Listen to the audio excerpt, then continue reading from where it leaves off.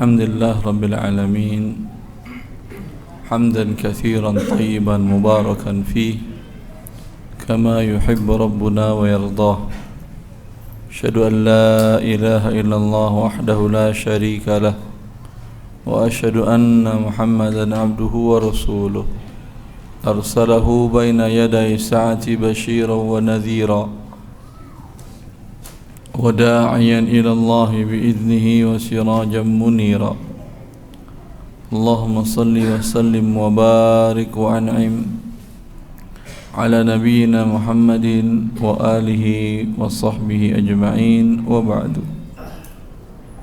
إخواني وأخواتي في الله، Masya Allah, Allah mudahkan saya bisa hadir ke majlis ini, ke rumah Allah ini, walau jarak kita beda provinsi kali ya. Antum bersihnya Banten, ya? Masih Jakarta Barat, bukan Banten. Iya, beda provinsi. Saya provinsinya Jawa Barat. Saya tinggal di Cilengsi, berarti kan Bogor, Jawa Barat. Kota wisata dekat Cilengsi. Ala kulli hal, semuanya dimudahkan oleh Allah Azza wa Jal. Saya juga tadi di mobil saya enggak mengerti kenapa sejauh ini jaraknya. Qadar Allah, Allah mudahkan semuanya. Tema yang ingin kita bahas, apa temanya ini? Hijrah dalam bermuamalat. Masya Allah, hijrah dalam bermuamalat. Berarti selama ini antum sudah bermuamalat? Sudah atau belum? Ya pasti, bukan sudah atau belum, pasti. Tidak mungkin seorang manusia bisa hidup merapat ke depan. Pandai luar banyak.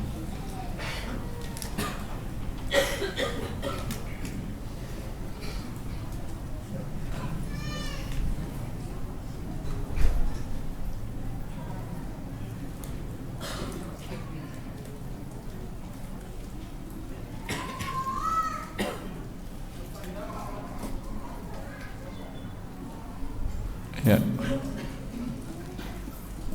Seorang manusia tidak mungkin bisa hidup di atas muka bumi ini tanpa bermuamalat. Bermuamalat maliyah, yaitu berhubungan dengan orang lain untuk mendapatkan barang dan jasa atau harta. Saya yakin dari bangun pagi tadi sampai sekarang ini mungkin lebih dari 5 atau 7 transaksi yang sudah Anda lakukan. Iya atau tidak? Siapa yang menurut dia dari bangun pagi sampai sekarang saya belum bermuamalat, Ustaz? Tunjuk tangan. Tidak ada?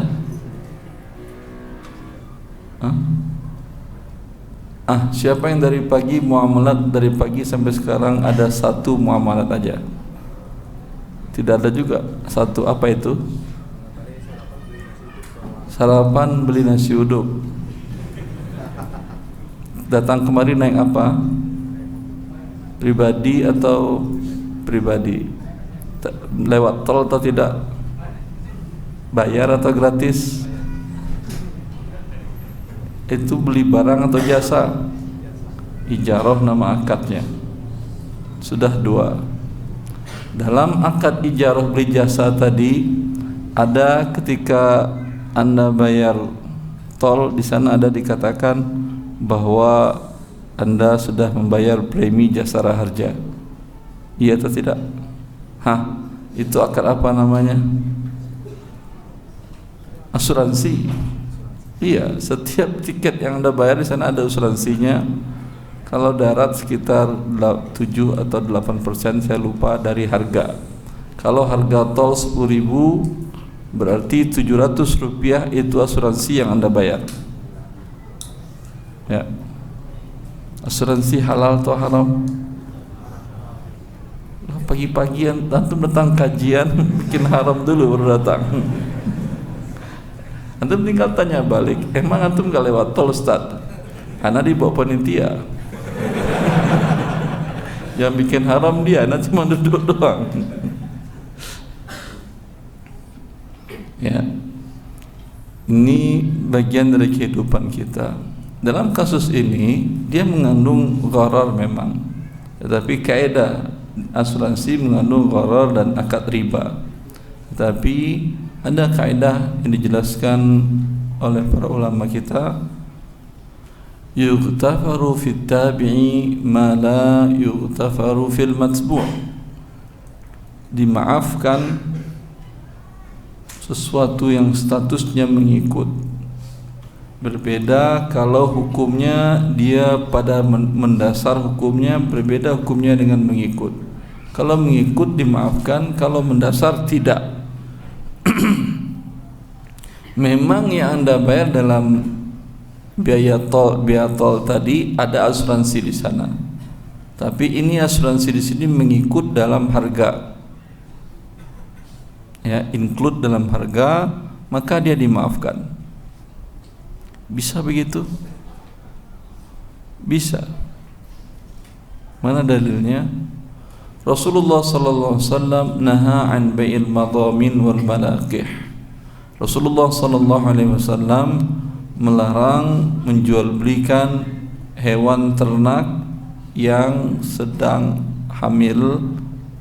Melarang menjual belikan janin dari hewan yang sedang hamil. Kalau unta atau sapi atau hewan unggul, sapi unggul umpamanya, kalau anaknya sudah lahir harganya mahal, iya atau tidak? Tapi kalau induknya sedang hamil, ya, sapi berapa lama hamilnya, melahirkannya berapa lama? 3 bulan. Hamilnya setahun. Yang paling lama hamil itu setahu saya manusia. Ya, Allah ciptakan manusia fi ahsani taqwim, ciptaan yang paling sempurna untuk semua makhluk Allah yang bernyawa yang lainnya. Hewan tidak tahu saya berapa. 4 bulan. Taib. Masih dah. Kalau manusia kan 9 bulan, ya, anggap 4 bulan, masih 3 bulan kelihatan hamil. Lalu Anda ingin beli, karena kalau sudah jadi anak pasti harganya mahal. Anda ingin beli ini, serah terimanya nanti ketika keluar. Ya, penjual mau nggak menjualnya? Si pemilik induknya ini mau nggak jual? Mau dia tidak menjual? Apa keuntungannya kalau dia jual? Dapat uang tunai lebih cepat. Kemudian risiko dia menanggung atau tidak? Tidakkah sudah dijualnya? Andailah dalam keadaan cacat, dalam keadaan mati, uang tetap di tangan dia, iya atau tidak? Walaupun umpamanya diskon, umpamanya harga 2 juta, diskon umpamanya 40% menjadi 1.200.000, begitu? 1.200.000. Ya, lebih baik 1.200.000 sekarang, dia sudah tidak ada risiko.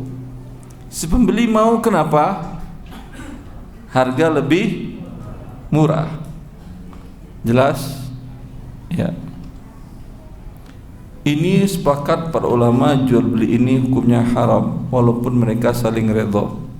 Kenapa haram? Rasulullah melarang tadi kan, ya, saya katakan naha an bai'il madamin wal malaqih, di mana Rasulullah SAW melarang menjual belikan janin dalam perut induknya.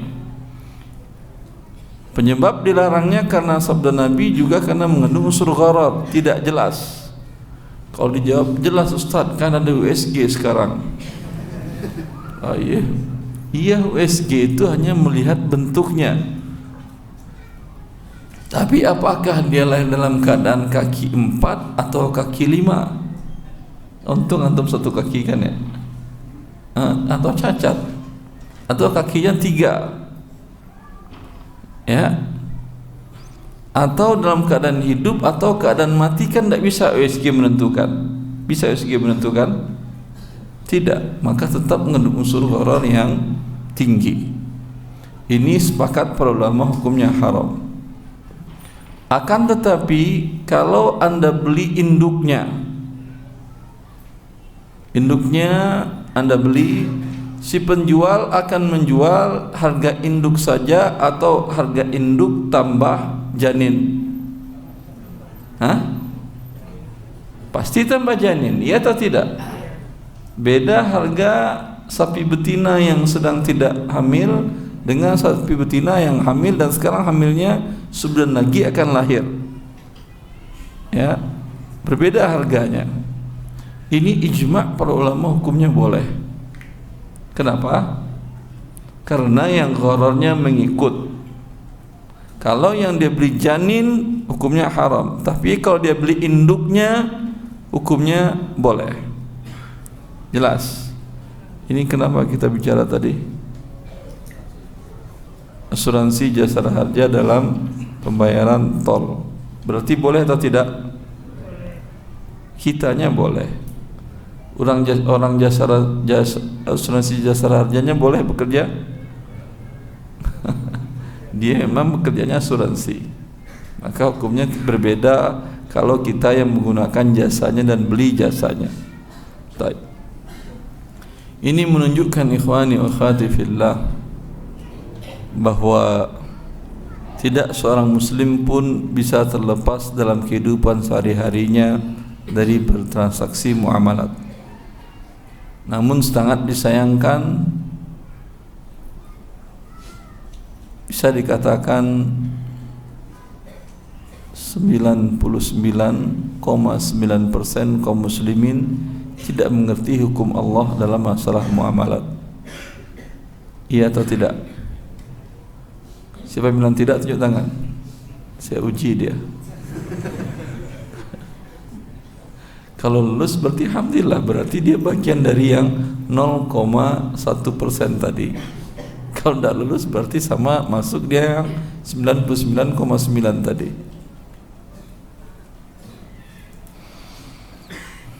Ini kenyataan hidup kita. Kenapa ini terjadi? Ya. Ini terjadi karena subhanallah kita tidak dididik, tidak diajarkan mulai dari kecil sampai sekarang akan syariat Allah yang ini. Padahal ini penting karena dia berkaitan dengan banyak hal antara kita dengan Allah Azza wa Jalla. Bukankah Rasulullah sallallahu alaihi wasallam mengatakan, Ibn Abbas mengatakan, kalau Rasulullah juga ada mengatakan bahwa tentang seseorang yang mengadakan perjalanan rambutnya kusut, pakaiannya berdebu, kemudian dia berdoa kepada Allah, ya Rabb, ya Rabb, ya Rabb, ya Rabb. Lalu Rasulullah mengatakan, wa mat'amuhu haram, wa mashrabuhu haram, wa ghudhiya bil haram, fa anna yustajabu lah. Orang ini berdoa minta kepada Allah Azza wa Jalla, mengucapkan ya Allah, ya Allah, ya Rabb, ya Rabb, ya Rabb. Tapi kata Rasulullah tak mungkin dikabulkan doanya karena makanannya dari yang haram, minumannya dari yang haram, pakaiannya didapatkan dari yang haram. Maka bagaimana mungkin dikabulkan doanya? Berdasarkan hadis ini, maka Ibnu Abbas mengatakan, la yaqbalullahu salata mri'in fi jawfihi haram. Allah tidak menerima solat seseorang yang dalam lambungnya ada makanan yang haram. Karena tadi doa tidak diterima. Solat dari awal sampai akhir apa isinya? Doa kan ya. Bahkan secara bahasa doa itu dalam bahasa Arab, solat itu dalam bahasa Arab bermakna doa.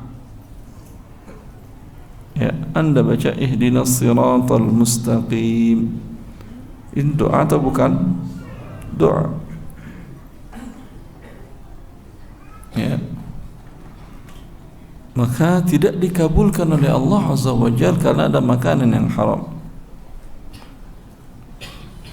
Padahal doa kebutuhan setiap makhluk Allah. Setiap makhluk Allah, doa itu apa dia doa? Meminta. Setiap makhluk pasti meminta kepada Allah Azza wa Jalla. Dan permintaan orang yang memakan yang haram tidak pernah akan dikabulkan oleh Allah Azza wa Jalla. Dengan demikian habis hidupnya sudah.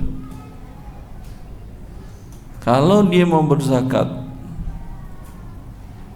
orang yang hartanya didapatkan dengan hal yang haram, ya, dia bersedekah. Sedekah itu zakat. Sedekah biasa, infak, wakaf, segala macam yang sunnah, bukan yang wajib. Kalau yang wajib namanya zakat. Rasulullah mengatakan innallaha thayyibun la yaqbalu illa thayyiban, la yaqbalullah sadaqatan min ghulul. Allah Maha baik, tidak menerima kecuali sesuatu yang baik.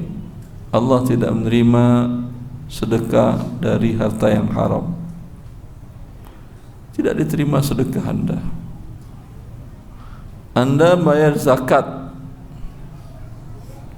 Berapa zakat persentasenya yang dibayarkan kalau zakat uang? 2,5%. Uang didapat 1 miliar, sudah 1 tahun. Tapi ini didapat dengan cara yang haram. Bekerja umpamanya di tempat yang haram. Kerja di bank, karyawan bank ribawi, dapat uang 1 miliar.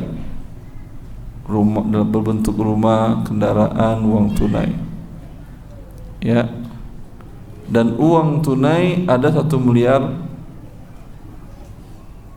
Berapa zakatnya ini? 1 miliar rupiah. Berapa zakatnya? Yang rumah dipakai enggak ada zakat, kendaraan dipakai tidak ada zakat. Dia ada tabungan 1 miliar. Dapat dari gaji bekerja di bank riba. Berapa zakatnya? 25 juta. Ya. Tidak ada zakat. Enak. Kalau anda enggak mau zakat, kerja aja di tempat yang haram. Ijma' para ulama, orang yang semua hartanya haram tidak ada zakat. Karena orang yang bekerja tempat yang haram ini yang dikeluarkannya bukan 2,5%, 100%. Bukan sebagai zakat. Karena zakat tujuannya membersihkan harta. Ini hartanya zatnya najis, nggak mungkin dibersihkan. Babi bisa dibersihkan untuk dimakan? Tidak bisa. Kotoran manusia bisa dibersihkan? Bisa? Tunjuk tangan, saya bilang bisa. Nanti saya bersihkan, saya kasih antum, tolong dimakan. Ya tidak bisa lah. Dia zatnya yang najis. Ya, begitu juga harta yang haram tadi. Ini cara membersihkannya adalah 100% Anda lepas dari kepemilikan Anda. Cara bertobatnya seperti yang saya jelaskan di buku Harta Haram yang saya tulis. Ya, tapi kalau seorang bertobat dari kerja di bank riba, Ustaz, berarti 100% rumah, aset, uang tunai 1 miliar tadi, mobil, itu dilepas, Ustaz? Iya, dilepas. Berarti jadi kere dia, Ustaz? Enggak tahu saya kere enggak kere. Fakir miskin. Kalau dia enggak punya uang lain yang halal, ya, tidak ada mungkin waris dari orang tuanya dan lain-lain, maka betul Jadi tidak punya apa-apa dia. Dinilai semua asetnya tadi keluar angka 2,5 miliar. Ada uang tunai, ada rumah, ada segala macam. Ini akan disalurkan kemana 2,5 miliar ini? Akan diberikan kepada fakir miskin. Bagi fakir miskin uang ini halal. Tapi kalau diberikan fakir miskin, ini yang bekerja di bank riba ini jadi miskin atau tidak? Sangat miskin, gak punya apa-apa lagi dia udah. Maka statusnya sama dengan orang miskin yang lain. Berapa hak fakir miskin adalah kebutuhan pokok selama 1 tahun, itu hak zakat dia. Umpamanya seseorang dengan pendapatan gaji 7 juta per bulan. Kalau tinggal di sini, ini apa nama daerahnya ini? Cengkareng. Nah, kalau tinggal di daerah Cengkareng, berapa dengan anak 1 belum sekolah? Anggap 1 sekolah SD. Berapa pengeluaran rumah ngontrak, nyewa? Berapa pengeluaran per bulan untuk kebutuhan pokok, makan, minum, sewa kontrak, transportasi, pekerjaan, antara anak, uang sekolah dan segala macam? Berapa? 3 juta. Antum punya anak? 1. Belum sekolah. Tapi kok tahu 3 juta? Di Jakarta Barat. Di sini, Jakarta Barat. Berapa yang lain? UMR berapa? UMR berapa?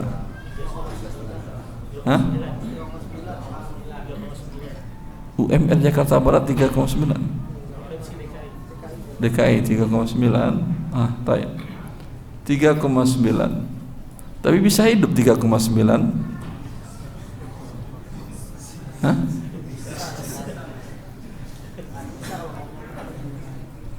Bisa. Antum semua UMR ini.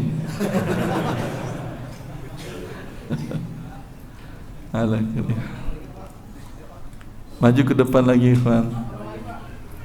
Karena di luar suasananya hangat, terik matahari.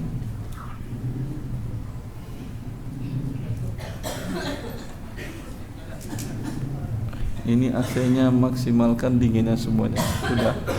Semuanya sudah maksimal dinginnya. Kena jamaah, Masya Allah.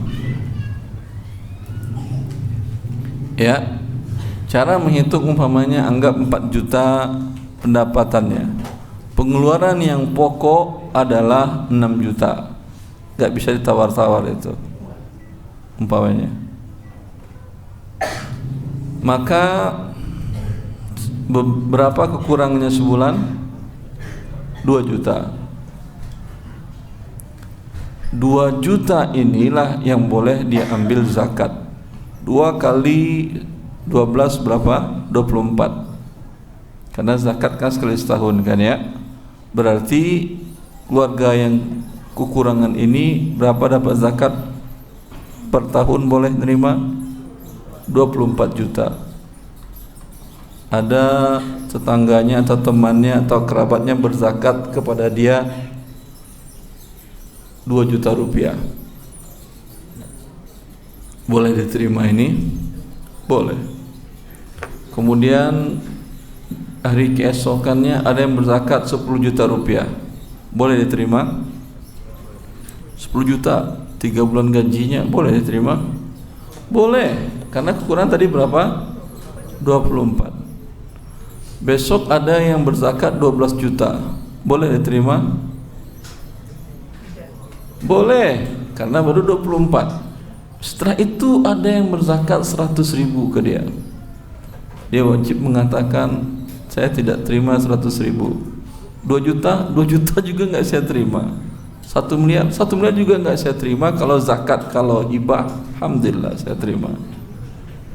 Karena sekarang sudah terbebas dia dari kondisi fakir miskin. Sudah naik level dia dari fakir miskin menjadi orang yang kaya atau cukup, terpenuhi kebutuhan pokoknya selama 1 tahun. Jadi memang untuk zakat tadi sifatnya adalah sangat subjektif, lihat orang per orang. Maka jangan merasa iri Anda kalau Anda di sebuah daerah atau di sebuah komunitas, di pekerjaan Anda ada teman yang dapat zakat dari bos di kantor yang Anda gak dapat zakat. Ya bedalah, dia istrinya 2, anaknya 15, Anda masih anak 1, mau zakat juga, tambah istri 1 lagi, tambah anak lagi 14, nanti baru dapat zakat. Ya sesuai dengan kebutuhan zakat tadi. Maka si orang yang bertobat tadi, dia ambil kebutuhan setahunnya. Kalau kebutuhan setahun pokoknya adalah sekitar 100 juta, tadi ada 2,5 miliar. 2,4 miliar itu dibagi-bagikan kepada fakir miskin yang lain. Dibagi rata? Tidak. Dibagi sesuai dengan selisih antara kekurangannya sampai tertutupi kebutuhan pokoknya. Mungkin si A dapat 24 seperti hitungan tadi, si B dapat 36 seperti hitungan tadi, si C ada yang 50 juta dari 2,4 miliar tadi. Yang 100 juta tadi sudah halal untuk dia. Jelas? Wallahu a'lam. Ya. Intinya setiap muslim wajib mempelajari syariat Allah Azza wa Jalla dalam hal ini. Ini yang dikatakan oleh Al-Imam Syafi'i, yang dinukil oleh Imam Ghazali, kemudian dinukil dari Ghazali oleh Al-Qarafi dalam kitabnya Al-Furuq fi Anwa'il Buruq. Al-Furuq fi Anwa'il Buruq. Apa arti buruk itu? Bahasa Indonesia itu buruk, bahasa Indonesia apa artinya? Lawan bagus kan ya. Kalau pakai buruk itu artinya bintang. Al-Barq, maaf, kilatan cahaya bintang. Anwa itu dia, itu dia yang bintang. Ini ditulis oleh Imam Al-Qarafi, ulama dalam mazhab Maliki, bahwa beliau mengatakan haram, tidak halal atau wajib bagi seorang mukallaf untuk mempelajari syariat Allah Azza wa Jalla akan apa yang dia hadapi dalam kehidupannya. Ya, kalau anda katakan berarti kalau seperti tadi Ustaz, setiap kita transaksi kita harus mengerti syariat Allah. Bagaimana caranya? Berarti saya harus belajar seperti Ustaz. Boleh, alhamdulillah, saya senang banyak kaum muslimin yang belajar seperti saya, ya, masuk dari S1 ke Lipia, S2 ke Riyadh, S3 ke Riyadh, jurusan di Fakultas Syariah, jurusan Usul Fikih. Senang semakin banyak kaum muslimin yang banyak berilmu syariat Allah Azza wa Jalla. Tapi kalau untuk harus seperti itu anda beramal, ya, setahu saya yang dapat nikmat Allah Azza wa Jalla S1 dari Lipia, S2 sampai S3 di fakultas dan jurusan yang sama itu per hari ini baru saya sendiri. Berarti anda kapan mau beramalnya?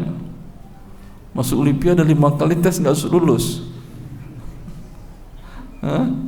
Masuk tes ke-6 umur anda sudah lewat. Karena di sana ada umur minimal untuk anda umur maksimal untuk bisa mengikuti kuliah di Lipia. Ya, anda sudah di Lipia, tidak pernah dipanggil-panggil berangkat S2 ke Riyadh. Anda sudah di Riyadh, mungkin tidak masuk di fakultas syariah, di fakultas yang lain. Ya, ala kulli hal tidak harus seperti itu. Syariat Allah Azza wa Jalla bisa dipelajari oleh kaum muslimin, ya, tanpa harus dia mengambil program seperti yang tadi. Kalau bisa, alhamdulillah, ini nikmat dari Allah Azza wa Jalla. Tapi tidak menjadi alasan anda nanti di hadapan Allah Azza wa Jalla, kenapa dulu engkau makan riba? Ya Allah, aku dulu sudah berusaha masuk Lipia enggak lulus 5 kali. Itu tujuan aku ingin belajar tentang fikih muamalat, ingin sama dengan Erwandi yang ada di Indonesia, ya Allah. Ya, bisa hujah seperti itu di hadapan Allah?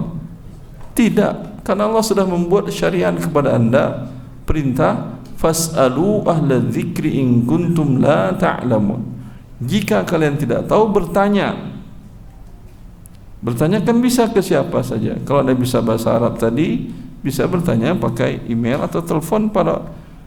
Anda tahu Lajnah Daimah, Komite Fatwa Ulama Saudi Arabia itu mereka ngantor dari jam 8 sampai jam 3 asar, waktu asar itu mereka 24 jam 8 jam tugasnya di kantor itu hanya nunggu telepon atau fax, kalau zaman sekarang mungkin WA dan segala macam, ya, menunggu dan menjawab. Dia digaji untuk itu, para ulama-ulama besar itu, seperti Syekh Shalih Fauzan Al-Fauzan, ya, kemudian Syekh Abdul Karim Khudair, Syekh Sa'ad bin Nasir Asy-Syadzili, dan anggota komisi fatwa di kerajaan Saudi Arabia. Semuanya tugasnya itu.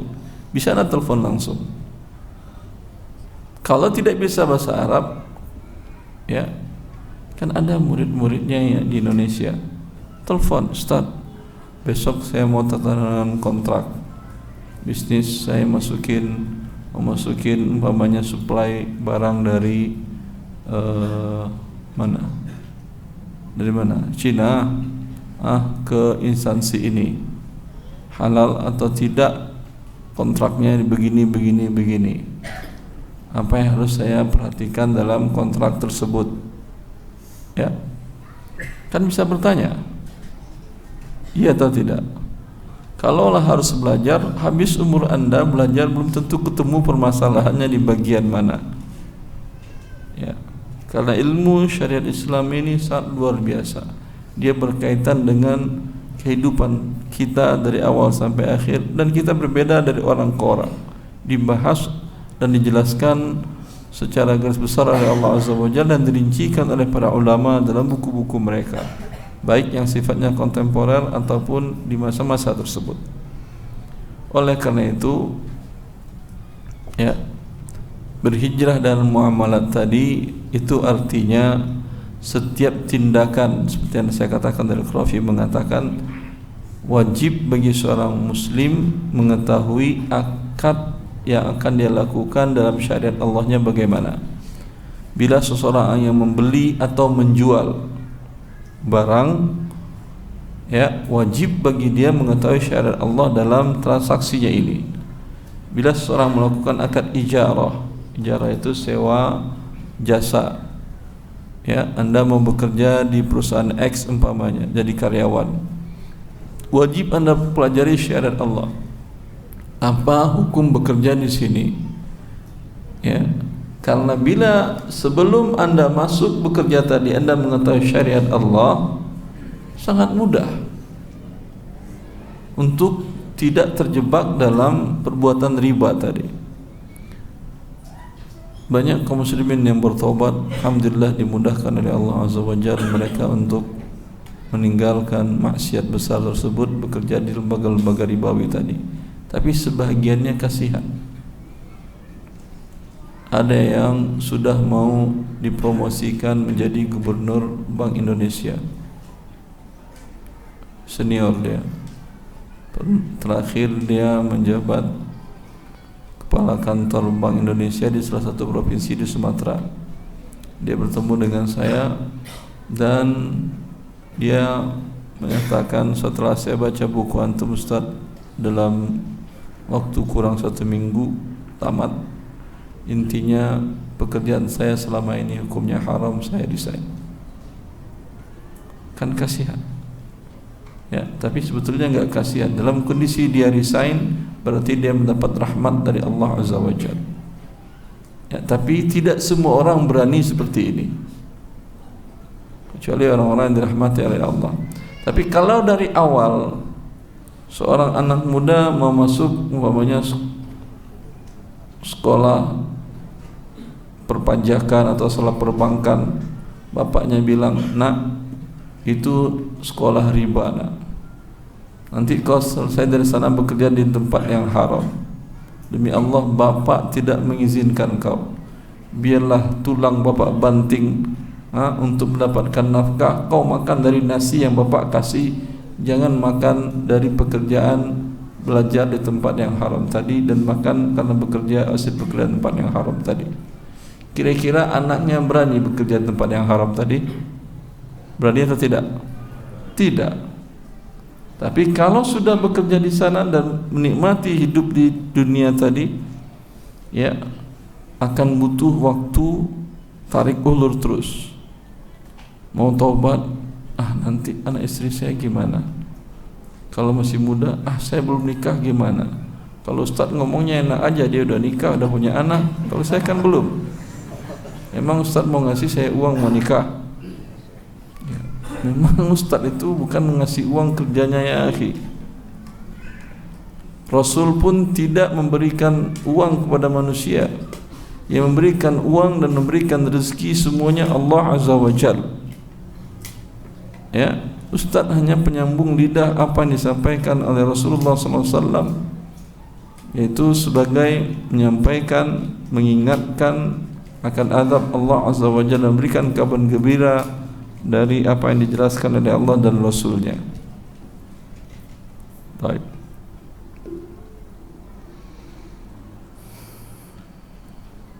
Jadi mau berhijrah, mau kemana hijrahnya? Mau hijrah kemana? Belajar dulu baru hijrah. Kalau anda nggak belajar, nggak pernah hijrah.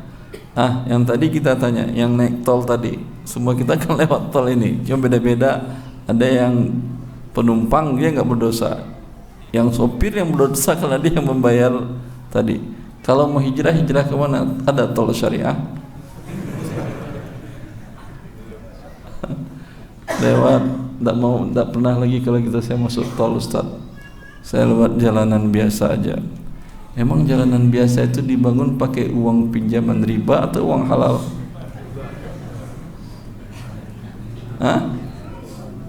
Mau hijrah kemana lagi antum Taib? Pakai jalan kampung Ustaz Taib. Jalan kampung itu apa artinya? Jalan Pemda atau jalan milik pribadi orang? Kalau pribadi orang nggak boleh jalanan orang anda injak tanpa izin kepada dia, pemilik tanahnya. Ya. Kalau gitu kita berangkat ke Saudi Arabia aja Ustaz. Saya doakan semoga anda bisa dimudahkan oleh Allah berangkat haji dan umrah. Semuanya mudahkan bagi Allah ya. Ya. Tapi untuk menjadi warga negara Arab Saudi, saya doakan, tapi mungkin berhasilnya dikit. Saya aja 11 tahun di sana, dapat gelar doktor dari sana. Beberapa kali ditawarkan untuk mengajar di sana, tapi menawarkan untuk sebagai warga negara tidak mungkin. Kecil kemungkinan. Bahkan jangankan anda orang asing, orang asli Saudi yang keluar dari Saudi, karena Saudi itu dulu negara miskin. Mereka kayanya semenjak minyak ditemukan pada Raja Malik Saud sekitar tahun 60-an. Temukan sumber-sumber ladang minyak, baru terjadi tofrah atau lompatan kekayaan yang luar biasa. Dulu negara miskin. Orang-orang Arab Saudi banyak yang hijrah ke negara-negara kaya yang lebih dulu ditemukan minyak, seperti di Irak, di daerah Zubair. Banyak yang Irak yang batasan dengan Arab Saudi, banyak orang Arab Saudi yang hijrah ke sana untuk mencari nafkah. Ya. Untuk mencari nafkah. Sekarang orang-orang yang berada di Irak terbalik kondisi keadaannya. Yang orang-orang Saudi berada di Irak tadi ingin pulang lagi ke Saudi, itu sudah tidak bisa. Walaupun keluarga-keluarganya ada di Arab Saudi, susah urusannya. Ya. Apalagi anda yang memang bukan tidak ada darah dari orang Arab, maka tentu akan lebih susah. Maka mau hijrah kemana? Hijrah kepada Allah ya akhi. Kan bumi ini milik Allah seluruhnya, iya atau tidak? Ada yang ngaku bumi milik dia? Ada yang ngaku bumi milik dia? Ada? Tidak ada. Negara Indonesia, Ustaz, semua orang tahu negara Indonesia tidak punya bumi. Negara Indonesia saja yang merdekakannya adalah rakyatnya. Kalau rakyatnya yang merdekakan, dari mana dia dapat punya bumi? Ya. Maka semuanya adalah milik Allah Azza wa Jalla. Maka hijrahlah kepada Allah. Maka semuanya akan Allah mudahkan bagi anda untuk melakukan syahadat Allah di muka bumi Allah Azza wa Jalla. Saya kira cukup pengantarnya. Silahkan kalau yang mau bertanya.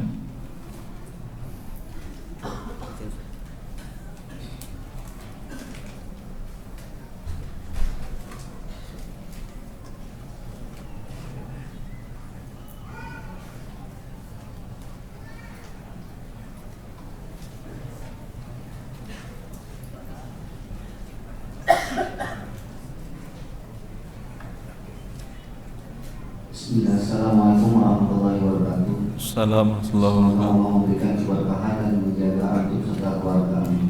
Bagaimana hukum beasiswa yang sumber dananya dari hibah salah satu bank dunia?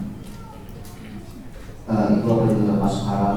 Dan jika demikian, apakah jika ijazah yang dihasilkan atau digunakan untuk mendaftarkan pekerjaan di salah satu instansi dan diterima, gaji yang diperoleh apakah halal atau haram, Ustaz? Dan bagaimana bertaubat dari dosa tersebut? Syukur Ustaz, jazakumullah khairan. Berarti sudah terlanjur ini. Sepertinya sudah kan ya? Hah? Baru akan mau cari beasiswa. Baik. Kalau dari Bank Dunia itu memberikan beasiswa dari pokok uangnya, modalnya, dari kapital asetnya, atau dari bunga ribanya. Biasanya dari mana? Kira-kira Anda berpikir ada lembaga riba di Indonesia maupun di mana-mana.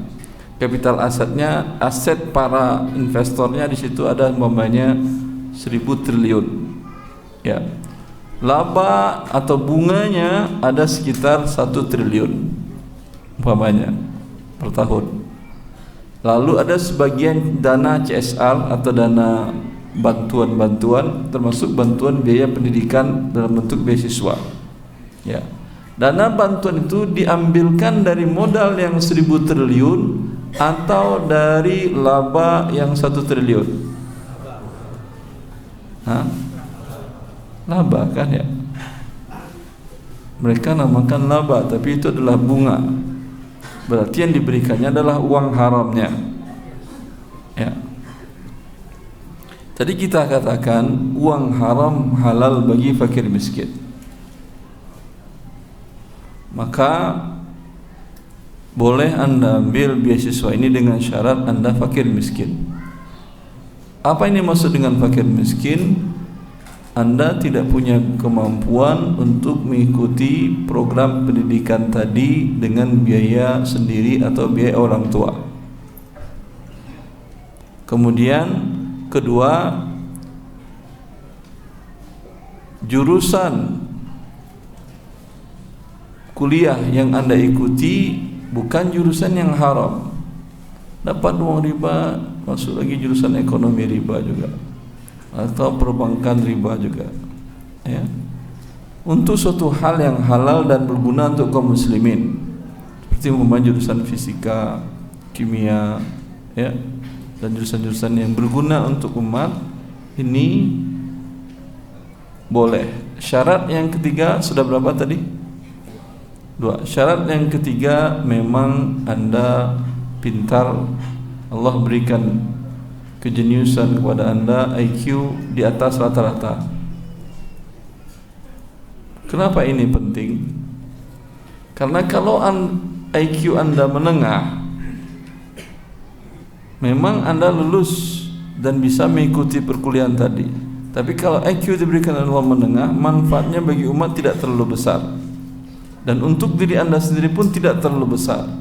lebih baik Anda pergi dagang, dapat uang banyak, berguna untuk Anda dan untuk umat. Ya, begitu para ulama menentukan seseorang boleh mendapatkan zakat, begitu juga dalam biaya pendidikan.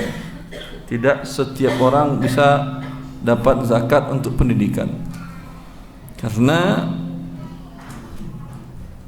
pendidikan tadi hukumnya tidak fardu ain, fardu kifayah. Dan untuk ada fardu kifayah seperti tadi. Sama juga dengan menuntut ilmu syar'i. Ilmu syar'i yang dibutuhkan dalam kehidupan sehari-hari bisa enggak didapatkan tanpa dengan di pesantren, tanpa dengan belajar di jurusan Fakultas Syariah di Libya dan di Madinah? Bisa atau tidak? Hah? Bisa. Jelas? Karena kalau bisa yaudah, ngapain Anda habiskan waktu harus memaksa diri masuk ke Libya, masuk ke Madinah? Ya, kecuali memang Anda diberikan Allah kemampuan di atas rata-rata, sehingga Anda berguna bagi umat. Bisa Anda mempelajari ilmu yang tidak didapatkan kecuali dengan harus melalui jenjang pendidikan perkuliahan tadi, sehingga setelah pulang ke negara Anda, liyunziru qaumahum, agar mereka mengingatkan umatnya akan syariat Allah dan mengajarkan kepada umatnya. Ya, Anda jangan pikir bahwa ilmu Islam ini bisa dipelajari oleh orang dengan IQ menengah ke bawah. Stres dia nanti, karena dia berat. Ya, pembahasannya pembahasan berat. Makanya kalau Anda punya anak jenius, masukkan ke pesantren. Kalau punya anak menengah ke bawah IQ-nya, jangan masuk ke pesantren, stres dia nanti. Pesantren itu dia belajar ilmu syar'i dan materi-materi umum dia pelajari juga.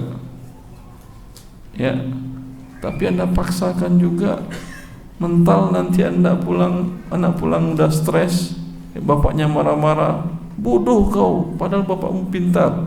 Kalau bapak pintar, bapak udah pesantren dari dulu Pak. Iya pada pesantren tapi diusir. Ya, apalagi sampai melanjutkan jenjang perkuliahan S1, S2, S3. Ya, saya ingat ini karena banyak kaum muslimin ingin anak-anaknya kuliah di Madinah sampai S1, sampai S2, sampai S3. Ini cita-cita yang baik. Ingin anaknya bisa kuliah di Libya, cita-cita yang baik. Atau ingin anaknya sekolah pesantren sunnah yang ada di negara Indonesia, di negara kita. Ini suatu cita-cita yang baik. Tetapi Allah Maha Kuasa. Ingat, anak ini adalah ciptaan Allah. Anda ciptaan Allah. Allah ciptakan manusia dengan berbeda-beda, menunjukkan kekayaan Allah Azza wa Jalla. Tidak semua anak diberikan oleh Allah kemampuan EQ yang bisa mengikuti seperti yang saya katakan tadi. Ya, ada yang pesantrennya dalam 2 tahun programnya harus hafal Quran, sedangkan kemampuan daya serap hafal anak-anak biasa-biasa saja. Stres anak pulang, ya atau tidak? Stres jadinya gara-gara orang tuanya. Ya, padahal orang tuanya disuruh ngapal Quran udah 30 tahun, udah 40 tahun umurnya gak hafal juga. Anaknya ingin 2 tahun hafal Quran. Ada yang seperti bisa, ada, tapi tidak semuanya. Ya, kalau diberikan, dan anak yang pintar IQ di atas rata-rata tadi itu bukan karena usaha Anda dengan istri Anda. Iya atau tidak? Berapa banyak suami di atas rata-rata IQ jenius, istri jenius, anaknya idiot. Saya ada profesor waktu ngajar saya di Libya, profesor ilmu nafs, ilmu apa itu? Sebagian teman saya menerjemahkannya ilmu nafsu, bukan ilmu nafsu, ilmu jiwa, psikologi. Profesor dari Mesir. Kata beliau, saya dulu ada profesor saya profesor ilmu nafsu juga, psikologi tadi, profesor psikologi Islam. Dia profesor, istrinya profesor, anaknya idiot. Allah ingin memberitahukan bahwa anak bukan urusan Anda. Sampai otak Anda pun sesaat ini juga bisa dicabut oleh Allah. Ya atau tidak? Itu semua murni dari Allah. Tugas kita hanya mengembangkannya sesuai dengan apa yang diperintahkan oleh Allah dan Rasulnya. Dan itu jangan dikatakan kalau gitu saya rugi punya anak bodoh. Tidak ada yang rugi. Untung Anda punya anak bodoh. Saya pernah bertemu dengan seorang ibu-ibu waktu saya dulu kuliah di Lipia, Jakarta.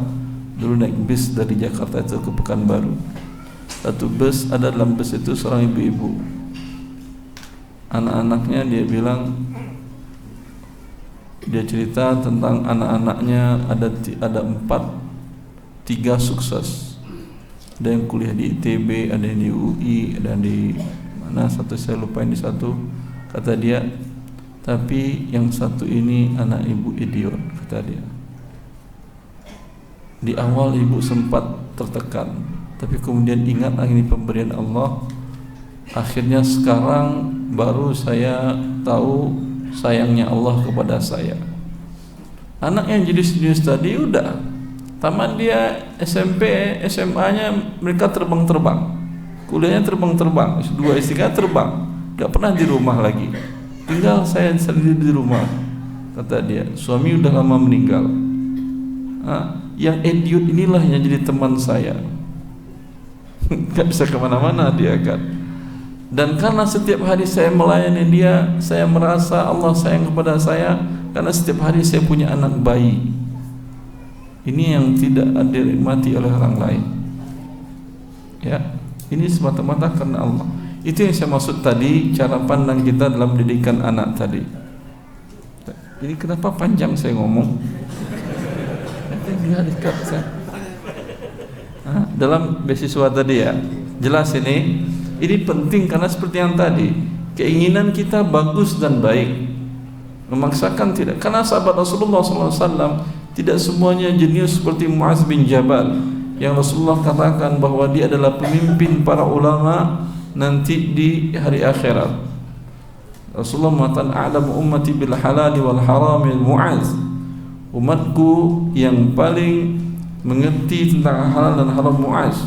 Wa afradukum Zaid, yang paling mengerti tentang ilmu waris, ilmu faraid ada hitung-hitungan matematikanya. Itu adalah Zaid. Zaid ini diamanahkan oleh Rasulullah SAW kepada dia untuk mempelajari bahasa Yahudi. Ya, karena Rasulullah bersinggungan dengan orang-orang Yahudi di Madinah.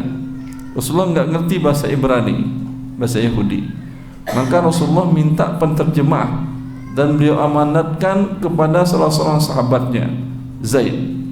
Kira-kira berapa lama Zaid bisa mempelajari bahasa Yahudi, bisa tulis baca, bisa nego dalam perundingan-perundingan? Anda belajar bahasa Inggris berapa lama? Bisa sampai tahap seperti itu? Kalau Anda berapa lama? SD, SMP, SMA, S1 belajar bahasa Inggris kan ya? Bisa bahasa Inggris? Bukti bisanya, bisa Anda nego dengan Trump kalau butuh nego. Buktinya kan tidak bisa. Iya atau tidak? Kira-kira menurut Anda berapa waktu Zaid bisa menyelesaikan amanah tadi? Pernah dengar? Enggak lebih dari 2 Jumat, 14 hari selesai. Kursus 14 hari selesai. Dia memang diberikan oleh Allah kemampuan di atas rata-rata. Tidak semua sahabat Rasulullah seperti Zaid, dan tidak semua sahabat juga belajar bahasa Yahudi. Padahal Yahudi orang para pedagang kaya di waktu itu yang menguasai Madinah dan kota-kota di sekitarnya. Ya, sekarang orang belajar, anak-anaknya kecil disuruh belajar bahasa Inggris, belajar bahasa Mandarin agar bisa berbisnis nanti dengan bahasa Mandarin. Pusing anak Anda. Nanti baca Fatihahnya keluar bahasa Mandarinnya. Salat pakai bahasa Mandarin dia. Ya. Ketika dibutuhkan iya. Kemudian Rasulullah mengatakan wa aqdakum Ali, yang paling bisa menyelesaikan sengketa adalah Ali bin Abi Thalib. Ini semuanya Allah berikan. Kemudian yang paling jago pedang, yang pendekarnya Khalid bin Walid Saifullah Al-Maslul. Allah berikan beda-beda kepada manusia. Ya. Maka orang yang beruntung adalah orang yang memanfaatkan, memaksimalkan yang diberikan oleh Allah, merawatnya untuk agama Allah Azza wa Jalla. Khalid pendekar luar biasa, tapi digunakannya bukan untuk memerangi, bukan untuk garong, bukan untuk merampok, tapi untuk menghabiskan pasukan-pasukan musyrik. Jelas? Salman Al-Farisi, ilmu perang yang dia pelajari dari orang-orang Persia dia manfaatkan dalam perang Khandaq. Itu usulan dari Salman Al-Farisi dalam perang Khandaq, atau dinamakan dengan perang Ahzab, gabungan multi suku di waktu itu ingin menghancurkan Madinah. Ya, ini yang penting kita perhatikan dalam pendidikan. Dan jangan anggap anak gagal dalam sekolah, umpamanya nilainya di bawah rata-rata, gagal dalam hidup. Tidak, karena keberhasilan hidup tidak berbanding lurus dengan IQ yang diberikan oleh Allah Azza wa Jalla. Ya, wallahu ta'ala alam. Terus Bismillah Ustaz. Assalamualaikum warahmatullahi wabarakatuh. Assalamualaikum warahmatullahi wabarakatuh. Maaf Pak Ustadz, saya mau bertanya. Iya Ibu. Saya diamanahi dari seseorang yang bekerja di bank konvensional. Diamanahi apa Ibu? Saya diamanahi memegang uang belanja dan mengelolanya sampai memasaknya. Dan saya pun ikut memakan makanan yang saya masak itu. Bagaimana hukumnya Pak Ustadz? Ibu ada pemasukan yang halal untuk biaya hidup? Iya. Ada. Ibu Anda ada pemasukan yang halal untuk biaya hidup tanpa dari uang itu bisa hidup enggak? Selain uang itu tidak ada lagi Pak Ustadz. Ya berarti Anda kan bergantung hidupnya dari uang tadi. Betul. Boleh, karena bagi fakir miskin uang yang haram tadi halal. Maksudnya kalau tidak ada penghasilan dari uang itu saya halal memakannya. Ya, tapi kalau ibu ada anak bekerja di tempat yang halal, ya, dan cukup untuk dia dan dia berikan juga untuk ibu, dan dengan uang itu ibu cukup hidupnya, yang haram tadi tidak boleh ibu makan. Yang diamanahi tadi tidak boleh dimakan. Iya. Kalau ada uang selain dari itu maksudnya. Iya betul. Kalau uang selain dari itu misalnya tidak mencukupi untuk saya kebutuhan saya dalam 1 bulan, bagaimana Pak Ustadz? Ya, setelah habis uang tadi ibu boleh makan dari yang tidak halal tadi. Oh gitu. Iya. Oh iya. Misalnya ada yang kasih uang jajan, tapi kan nggak bisa mencukupi untuk kebutuhan saya sebulan. Itu boleh saya makan dari uang yang tadi saya kelola itu Pak Ustadz? Betul. Oh. Betul. Ya. Terima kasih banyak Pak Ustadz. Ya. Assalamualaikum warahmatullahi wabarakatuh. Assalamualaikum warahmatullahi wabarakatuh. Assalamualaikum Ustaz. Saya bekerja di tempat yang menjual produk alat yang merubah bentuk wajah. Apakah pendapatan saya termasuk halal atau haram Ustaz? Produk merubah yang menjual produk yang bisa merubah bentuk wajah. gimana? Jadi petak gitu? Hah? Kayak apa yang SpongeBob itu kan petak? Atau gimana? Apa maksudnya ini?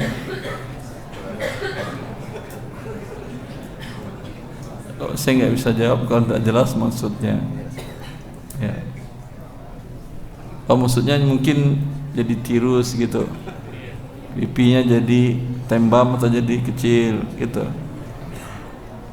Wallahu a'lam. Lihat jenis produknya ini. Kalau ada sebagian yang suntik-suntik botox itu, ada yang menggunakan barang-barang yang atau hormon-hormon yang berasal dari yang haram, hukumnya haram. Walhasil, ya, orang yang hidup seperti ini biasanya orang yang kurang tawakalnya kepada Allah. Dia menganggap bahwa Allah ciptakan dia dalam keadaan yang masih perlu direparasi. Ya, padahal Allah sudah mengatakan wa laqad khalaqnal insana fi ahsani taqwim. Allah bersumpah, sungguh kami ciptakan manusia dalam rupa yang sangat baik. Ya, adapun Anda berbeda dari kebanyakan orang, jangan anggap itu kekurangan. Ya. Ada orang yang giginya ginsul. Apa ginsul itu?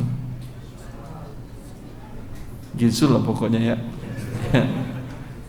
Sebagian orang menganggap itu cacat, tapi sebagian orang menganggap orang yang giginya bagus sengaja diginsulkannya. Dia menganggap itu daya tarik. Allah ciptakan kita berbeda-beda, itulah ciptaan yang terbaik. Bila Anda rubah menjadi buruk dan jelek dia, ya, jangankan ciptaan Allah yang maha mengetahui dan maha bijaksana, ya, ciptaan manusia saja kalau dimodifikasi bagaimana? Saya pernah ke daerah Sukabumi, itu ada jalan rel kereta api. Rel kereta api biasanya kan relnya tinggi jalan daripada jalan biasa, kemudian ada tinggi gitu kan ya. Ya. Ada anak muda Avanza bagus, dipermaknya, dimodifikasinya dan diberinya ban ceper. Itu yang buat Avanza para insinyur kan ya. Nggak kurang mungkin dari 200 insinyur untuk mendesain satu mobilnya itu, dari berbeda-beda takhasus atau spesialisasinya. Sekarang ada anak muda tamat SD atau tamat SMP, tamat SMA, dia modifikasi, dia pikir jadi mantap. Masya Allah, dia lewat di rel kereta api mau nyebrang tadi, tuh nyangkut badannya, goyang-goyang kayak apa, jungkat-jungkit itu.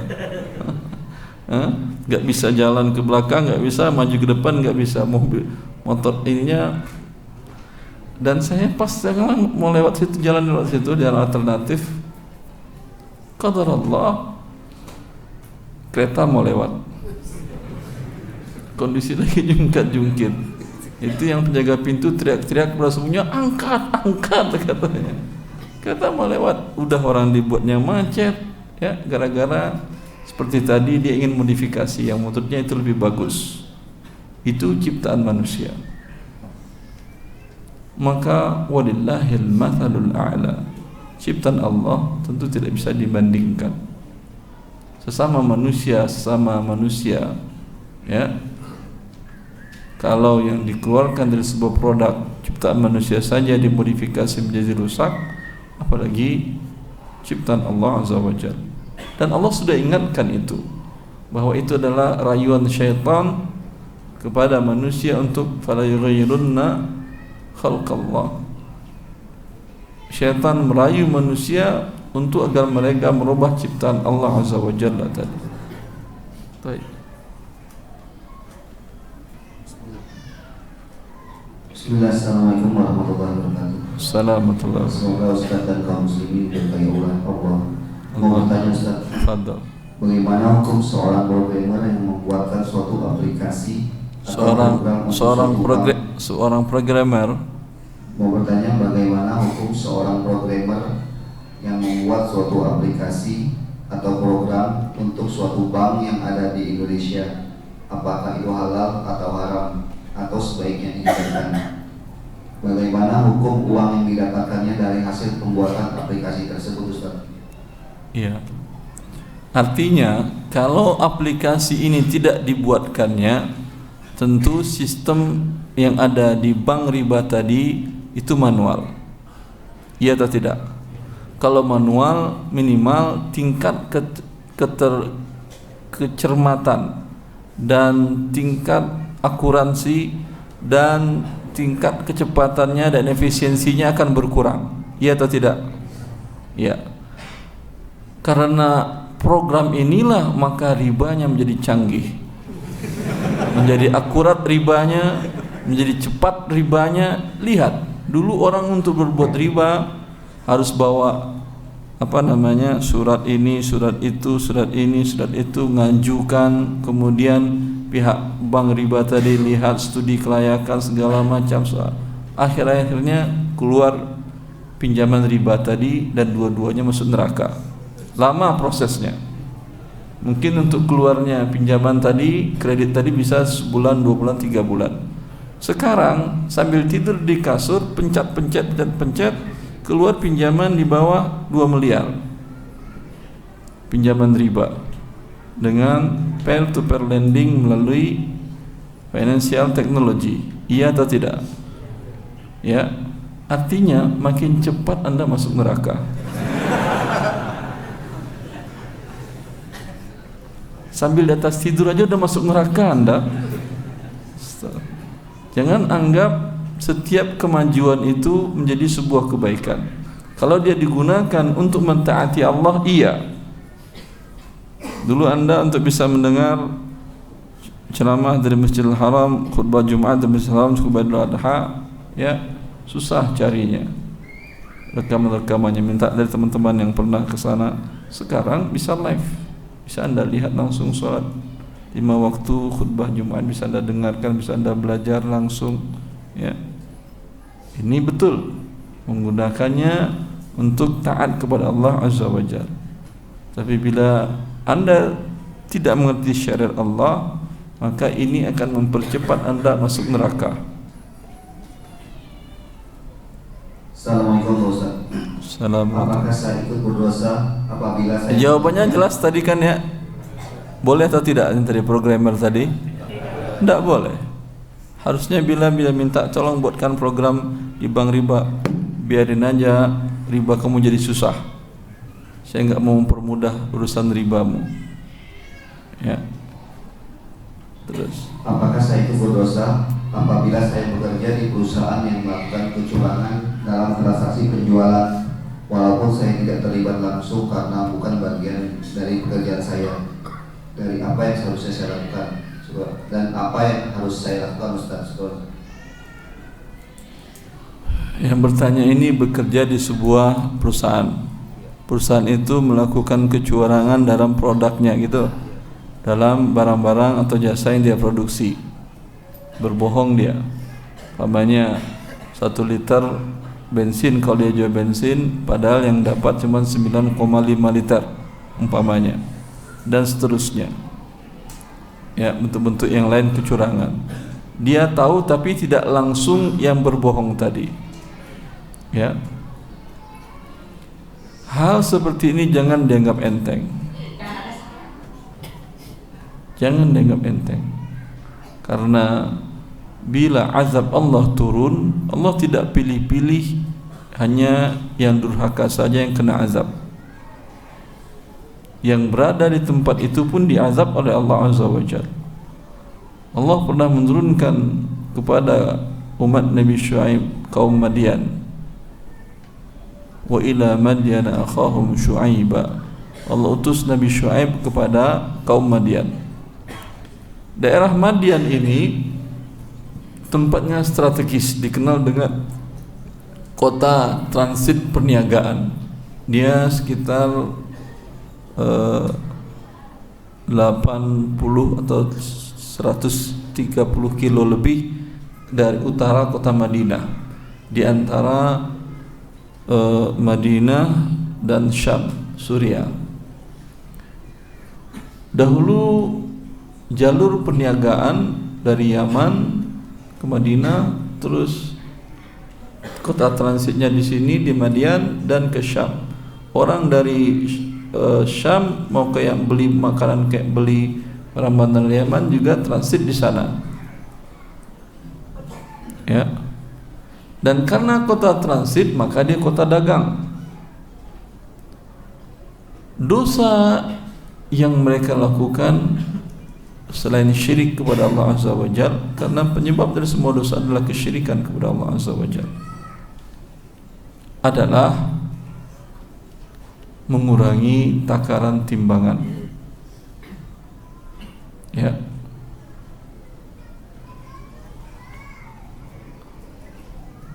Mereka mengurangi timbangan dan takaran. Allah mengazab mereka dengan azab yang sangat pedih. Ini daerah ada sumber air tawar.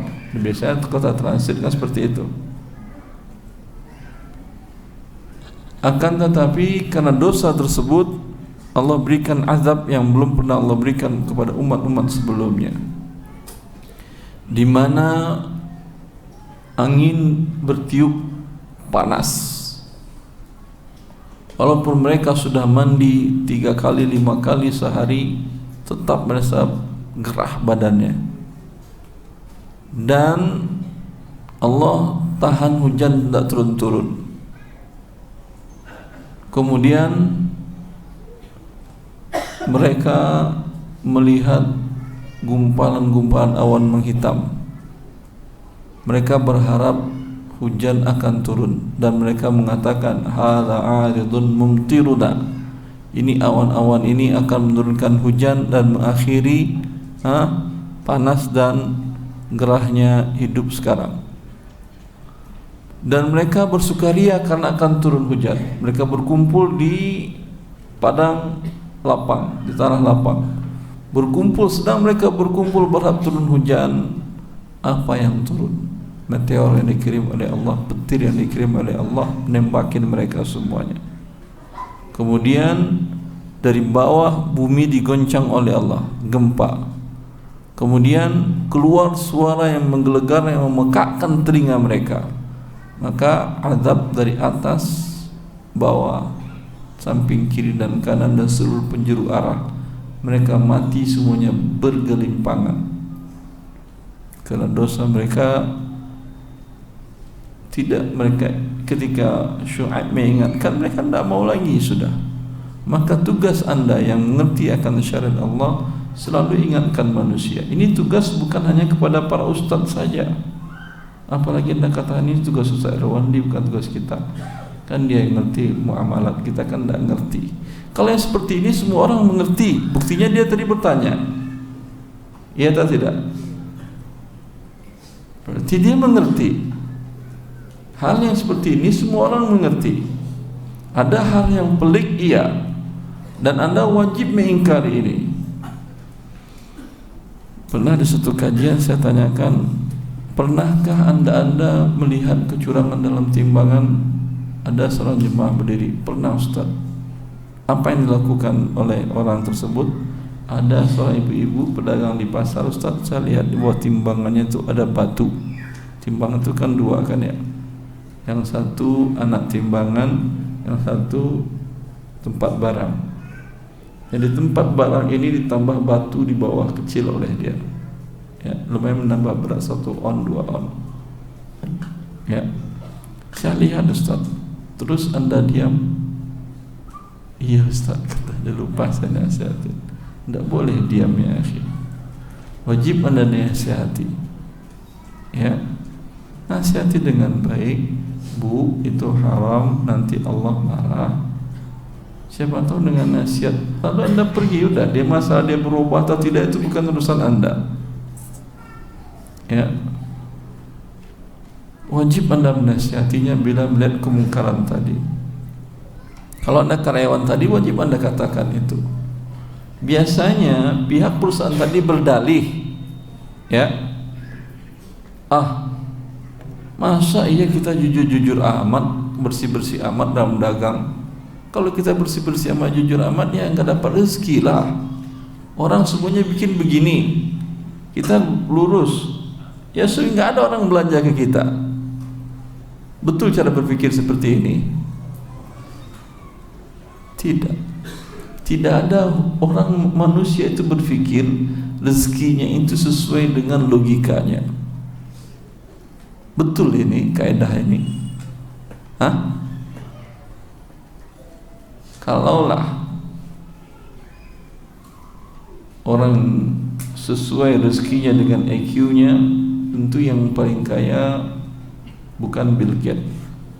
Banyak orang lebih tinggi IQ-nya dari dia. Iya atau tidak? Siapa yang IQ-nya tinggi di sini? Kita cek kekayaannya. Tidak pernah orang Allah berezeki sesuai dengan IQ Anda. Tidak. Coba lihat dalam kehidupan, mungkin Anda ranking 1 terus di sekolahan, tapi lihat teman-teman Anda yang lain yang biasa-biasa aja. Lihat sekarang rezekinya, istrinya dia 3, Anda cuma 1. Anak dia 13, Anda cuma 3,5 ya. Sekarang lagi sedang hamil umpamanya. Mana lebih banyak rezekinya? Banyak teman yang tadi. Oleh karena itu Allah memurkai Fir'aun, Qarun, ketika mengatakan innama utituhu ala ilmin indi. Aku diberikan rezeki ini karena kecerdasanku, karena strategi bisnisku, karena manajemenku, yang penting karena hasil usahaku. Jelas? Maka Anda nasihati kaum muslimin yang tadi. Semoga dengan demikian Anda yang jelas pasti mendapat rahmat dari Allah atas nasihat tadi. Dia berubah atau tidak itu bukan urusan Anda. Anda sudah mendapatkan pahala. Kalau dia berubah, alhamdulillah. Ya, yang jelas perbuatan Anda ini akan memperlambat azab turun kepada manusia seluruhnya di mana Anda di sana berada. Setiap kecurangan sampaikan dengan baik. Tapi pasti ada konsekuensinya, ada. Karena Anda sedang beribadah. Ini namanya ibadah, tentu ada konsekuensinya. Syaitan pasti akan bilang, jangan, itu kan hak privasi orang, jangan melanggar hak asasi manusia, biarkan aja dia, apa urusannya dengan kau. Itu bagian dari bisikan syaitan. Ya. Karena kita diwajibkan amar ma'ruf nahi munkar. Ada waktu saya di Riyadh dahulu, ada seorang anak muda. Saya mengajar di kantor dakwah di sana di kota Riyadh selama mengambil program S2 S3. Ada seorang anak muda pintar dalam kajian kuliahnya. Kuliah dia bukan kajian umum, ada kuliah, ada modulnya, ada ujiannya, dan masuk belajarnya. Saya tanya, kamu dari pesantren? Enggak Ustaz, saya dari umum Ustaz. Ya, saya sekarang kerja di hotel bintang 5 di Saudi Arabia, di kota Riyadh. Ya, kata dia, saya dulu sebelum kemari Ustaz, sebelum Allah beri hidayah di sini, sholat pun malas, jarang. Ya, sampai suatu ketika Ustaz, kami kerja di hotel itu, ada senior ya, yang dia itu selalu menasihati kita yang junior ini. Setiap pagi subuh dia ketukin pintu mes kamar-kamar masing-masing untuk ikut sholat subuh berjamaah.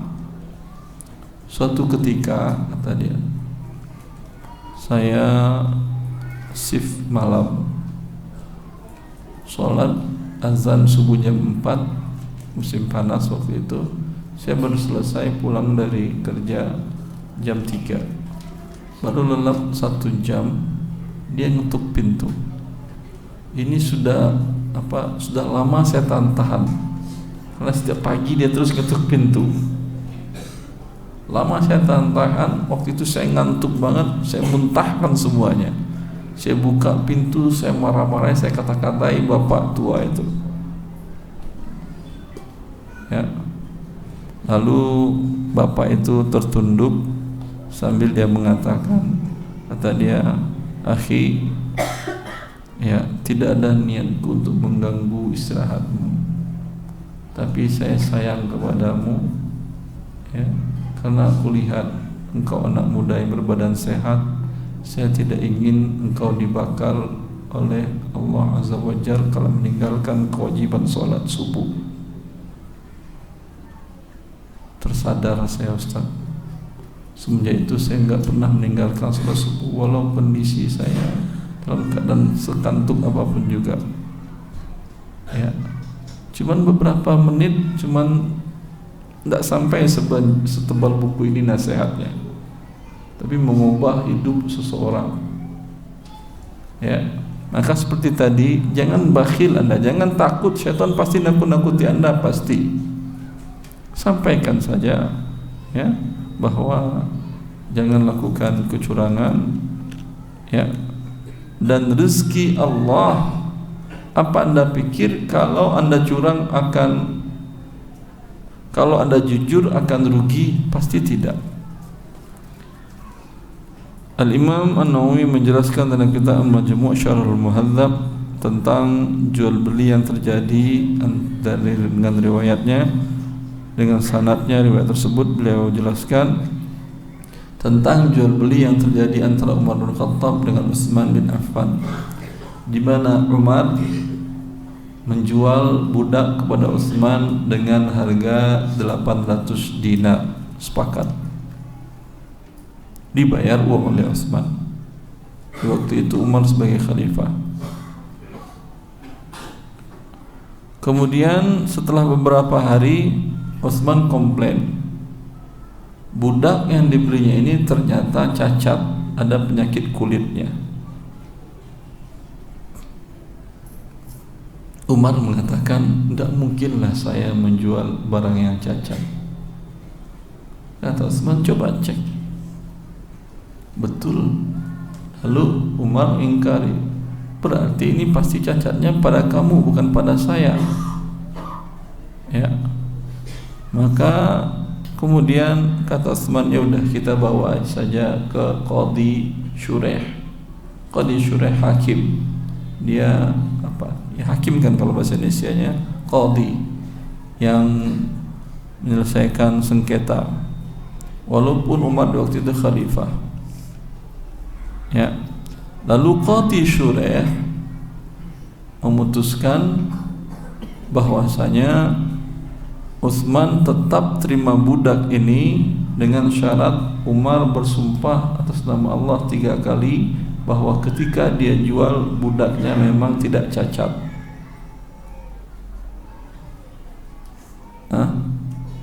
Kalau Anda berani bersumpah, Umar enggak berani dia, karena khawatir siapa tahu iya. Karena kalau bersumpah atas nama Allah, udah Utsman enggak bisa lagi nuntut, tinggal urusan Umar dengan Allah. Bila ternyata iya, Allah tentu pasti marah, karena dia mengambil uang orang tanpa ada hak, pakai nama Allah. Ya, kalau cacat harganya tentu turun, ya atau tidak? Dari 800 mungkin minimal turun, perkiraan mungkin minimal kurang 200 dinar, 200 keping uang dinar menjadi 600. Ya. Dengan dia bersumpah, ya, harganya menjadi 800. Berarti yang 200 ini kan tidak halal sebetulnya. Tapi karena dengan bersumpah menjadi diambil. Faham? Berarti dia mengambil hak orang dengan pakai nama Allah. Tentu pasti Allah murka jual-jual nama Allah untuk mengambil hak orang tanpa dengan cara yang halal. Paham? Maka Umar tidak berani. Kata Umar, ya sudah, sini budak, ini uang 800. Setelah itu Umar jual dengan menyebutkan bahwa budak ini cacat, dijual ke orang lain. Kira-kira menurut Anda akan rugi atau untung? Perhitungan Anda rugi kan ya?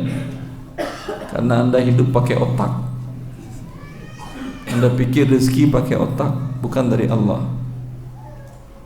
Ya, Umar jual. ternyata dibeli oleh orang dengan harga 1000 dinar karena dia mengagungkan asma Allah.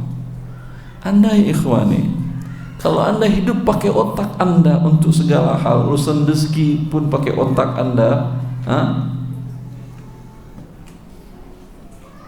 tidak bisa manusia hidup.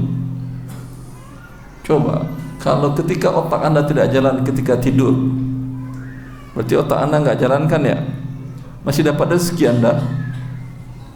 Masih. Buktinya udara Anda hirup, jantung Anda berdenyut, itu rezeki atau tidak? Rezeki. Kalau Allah serahkan urusan itu kepada Anda, mati semua Anda, termasuk saya juga. Kepada kita, mati semua kita. Oleh karena itu kita setiap pagi dan petang mengatakan, ya hayyun ya qayyum bi rahmatika astaghits wa la takilni ila nafsi tarfata ain.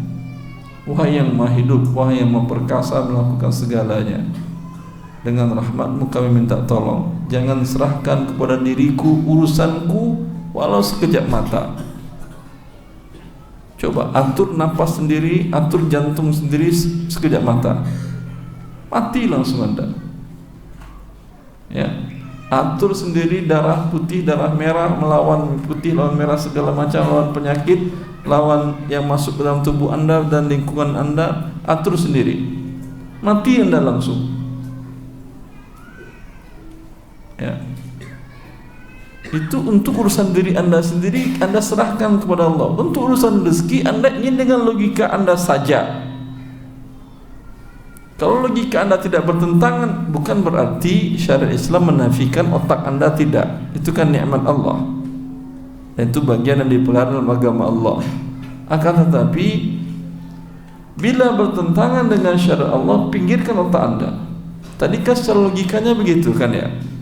Kalau dia jujur menyebutkan cacat barang, dia rugi. Kapan untungnya kita? Jadi kita harus bohong. Kalau kita harus bohong, berarti Allah akan murka. Dia anggap kalau Allah murka, dia untung hidup. Azab yang akan turun kepada Anda di dunia dan di akhirat. Cukup? Enggak tahu saya. Pertanyaan masih banyak? Ada yang langsung? Silakan Bapak.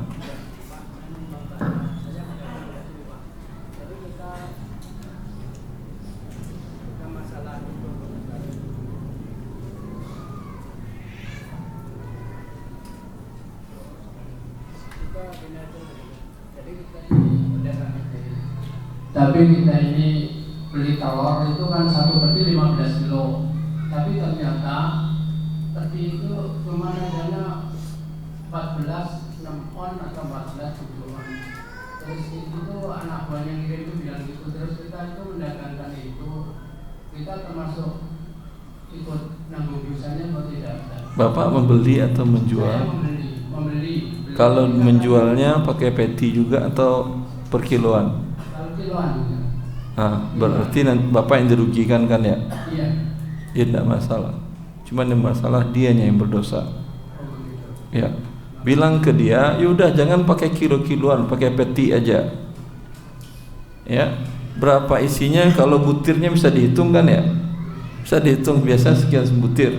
Insya Allah nggak salah. Kilonya saya nggak tahu. Kadang sekian, kadang sekian. Mau nggak dia seperti itu? Iya, jangan pakai kilo, pakai peti aja. Isinya mungkin bisa 16 kilo, bisa 14, bisa 15, 15,5. Karena kalau Anda beli pakai kilo ternyata kurang atau berlebih, berarti ada hak Anda dimakan atau hak orang yang Anda makan. Nanti Anda jual ke orang juga per biji. Jual per biji umpamanya 2.500 atau 3.000. Ya. Jelas Bapak? Jangan jual per kilo kalau Anda khawatir timbangan kilo Anda tidak benar. Ya. Allah ya barik fiik. Assalamualaikum Ustaz. Assalamualaikum warahmatullahi wabarakatuh. Ada titipan dari teman saya nih Ustaz. Beliau membuka usaha berjoin dengan temannya. Kemudian selang beberapa bulan, Membuka usaha berjoin dengan temannya, maksudnya apa berjoin? maksudnya buka usaha modalnya berdua gitu Ustaz. Modalnya Ada berdua. sama. Sebentar. Yang satu berapa rupiah modalnya, satu berapa rupiah modalnya?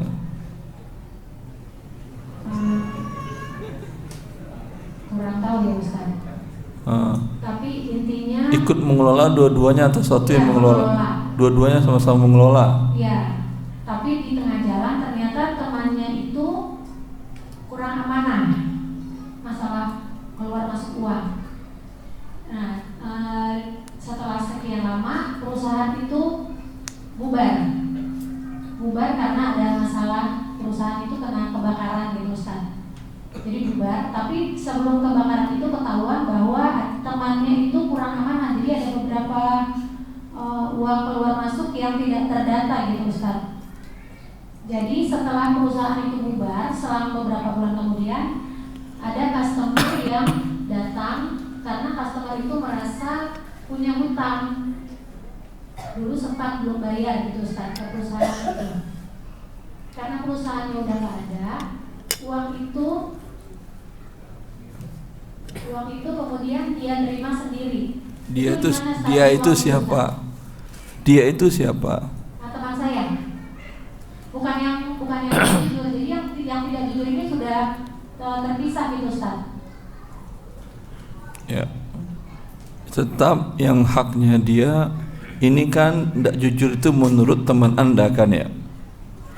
Iya atau tidak? Gimana Ustaz? Dia bilang temannya ini tidak jujur. Ini kan menurut dia kan ya? Tapi ada datanya Ustaz, ada faktur dan semua rincian keuangan. Ada uang keluar yang tidak ada di dalamnya gitu Ustaz. Diaudit dari audit eksternal, bukan? Diaudit bersama Ustaz. Mereka berdua. Ternyata betul dia bohong Iya betul. dan dia mengakui. Iya betul Ustaz. Terus siap mengganti atau tidak? Akhirnya teman saya itu mengikhlaskan. Ya udah, alhamdulillah. Nilai modal masing-masing berapa? Kalau itu kurang tahu sih Ustaz. Cuma menurut teman saya itu dia akhirnya ya cuma dapat sedikit gitu Ustaz. Modal store awalnya berapa porsinya masing-masing agar uang yang di store ini milik berdasarkan porsinya. Paham? Kalau teman Anda 30 yang curang tadi temannya 70, yang boleh diambil dari piutang ini hanya 30%, 70 kasih ke temannya yang tadi. Uangnya halal gitu. Bukan halal semuanya 100%.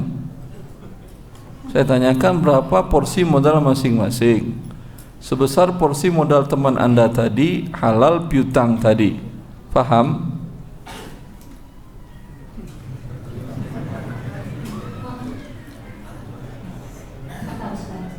Paham Ibu? Assalamualaikum warahmatullahi Hai. wabarakatuh. Salam berkat.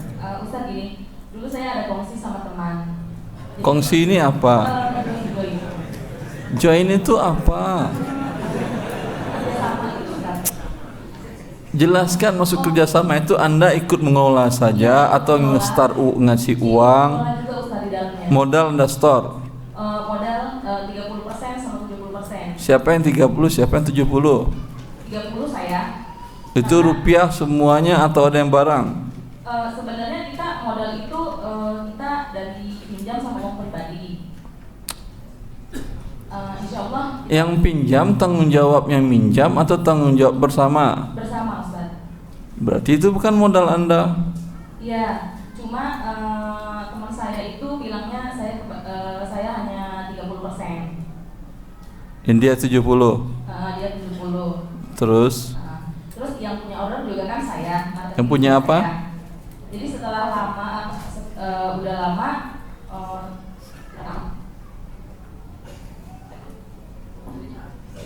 halo? ya sudah lama apa tadi sudah lama?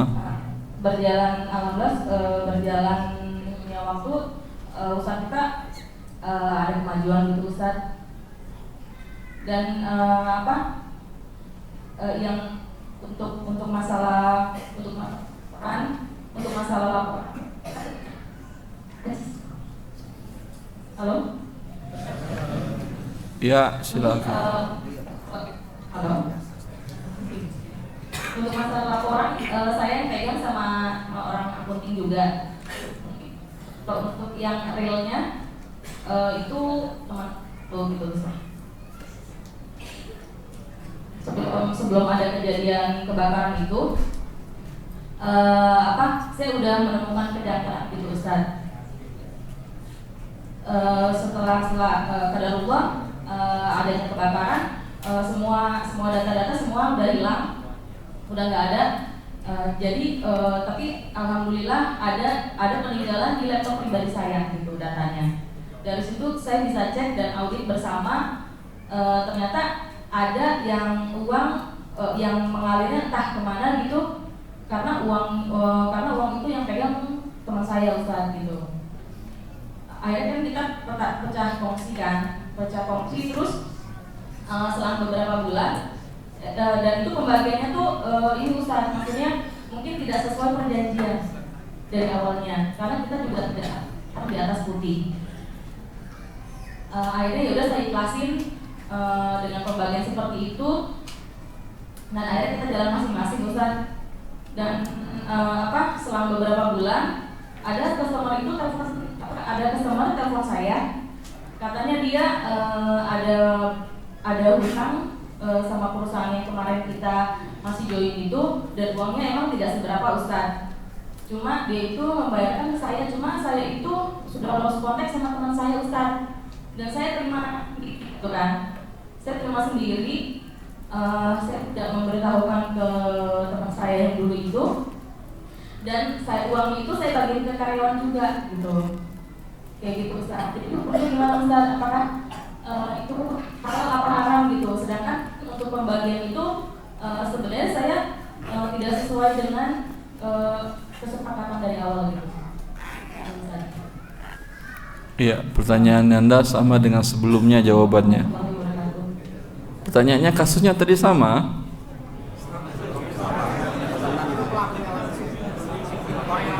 Sudah dijawab tadi. Tadi sama Ustaz, tadi kan lewat tes lemah, jadi saya langsung. Mohon maaf, Anda berdua menzolimi banyak orang. Waktu Anda pakai, padahal kita yang lain juga banyak pertanyaannya. Baik. Semoga antum maafkan.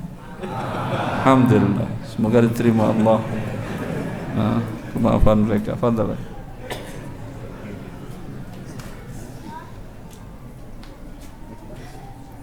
Mana mic? Jadi halal atau haram Ustaz? Tadi kan sudah saya jawab. Yang halal untuk Anda sebesar porsi modal Anda.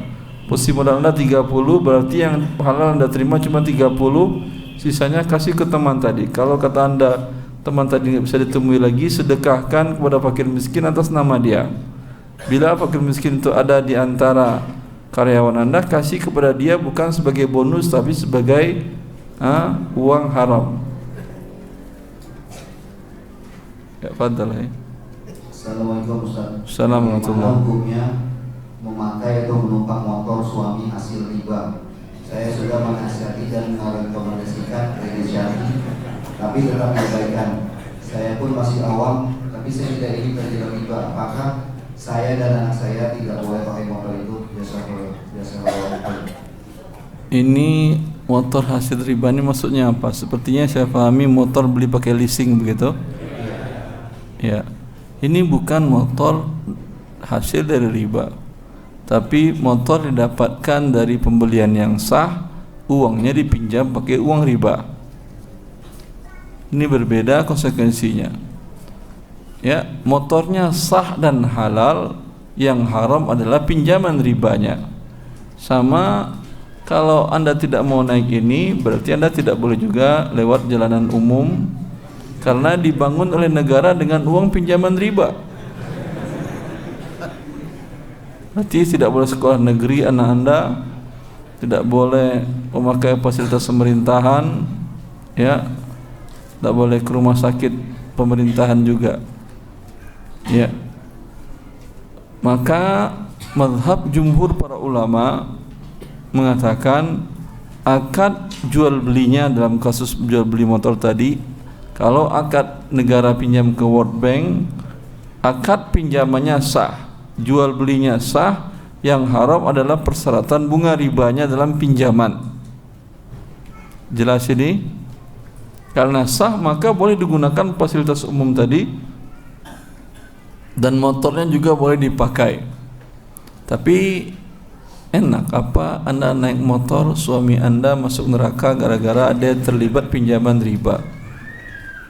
Ya, maka lebih penting Anda ingatkan kepada suami, ya, Mas, tentu setiap anak dan istri ingin bertemu dengan suami dan bapaknya nanti di hari kiamat dalam surga Allah.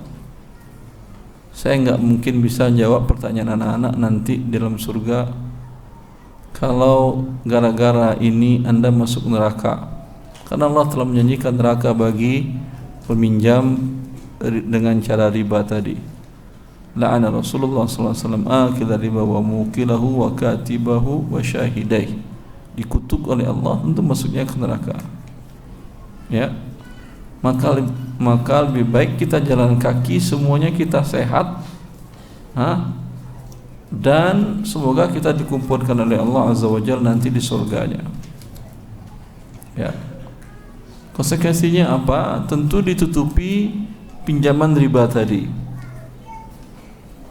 Ya, tentu dengan dibayar. Kalau perlu motor dijual.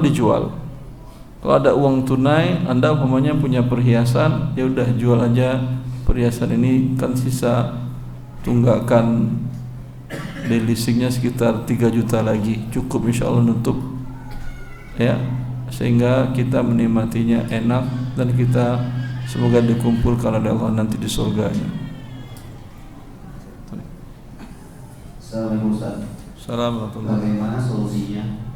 Kita tidak mau meminjamkan uang kepada orang-orang yang kita kenal kurang amanah. Bolehkah Anda berbohong kepada dia karena saya beberapa kali kecewa? Subhanallah. Orang minjam pun Anda takut. Harusnya biasa orang yang minjamnya yang takut ya. Ini yang dipinjami yang takut, orang yang minjam. Subhanallah. Ya. Maka caranya, kalau dia ingin pinjam, lihatlah kebutuhan dia sampai di mana. Kalau itu bagian dari gaya hidup dia, jangan berikan.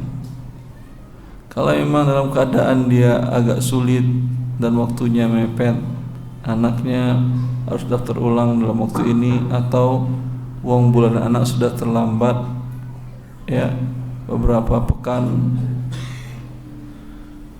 maka mungkin anaknya akan dikeluarkan. Dan ini kondisinya berbeda, ya. Maka bila orang seperti tadi, bagian dari Anda untuk menasihati dia. Anda bukannya nggak mau minjamin, tapi antum ini sepertinya gaya hidup. Rasulullah SAW berlindung dari hutang, Anda menjadikan hutang sebagai gaya hidup. Kata dia, penting sekali. Kalau penting sekali, datang ke badan amil zakat. Siapa tahu bisa ditutupi dengan zakat kaum muslimin. Al-Ikhlas punya badan amil zakat. Kenapa belum? Enggak ada orang berzakat di sini. Itu guna badan amil zakat. Kalau tidak di Al-Ikhlas, ada yang nasional. Ajukan ke sana. Kalau memang penting, hak Anda itu.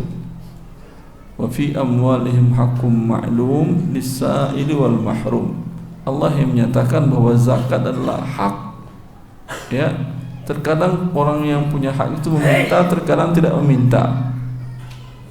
Ya, terkadang yang butuh tadi datang kepada amil zakat, mana hak saya? Itu sama dengan gaji itu. Bahkan ini gaji yang terbaik karena yang berikannya Allah. Kalau gaji bulanan Anda itu kan kesepakatan Anda dengan manusia, ya atau tidak? Kalau ini Allah yang langsung menurunkan dalam kitabnya, maka ini gaji yang paling halal, dengan syarat Anda memenuhi kriterianya, persyaratan-persyaratannya.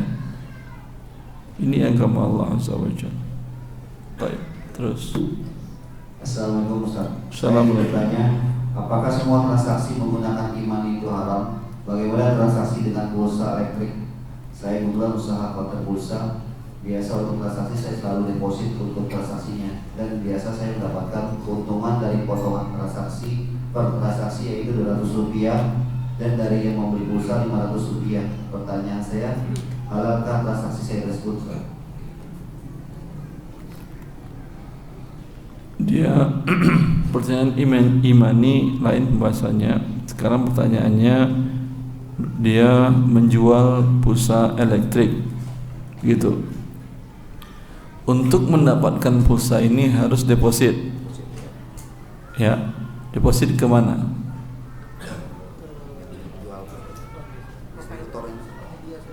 Ke penyedia. Ya. Baru dapat dia ini dapat beli atau menjualkan.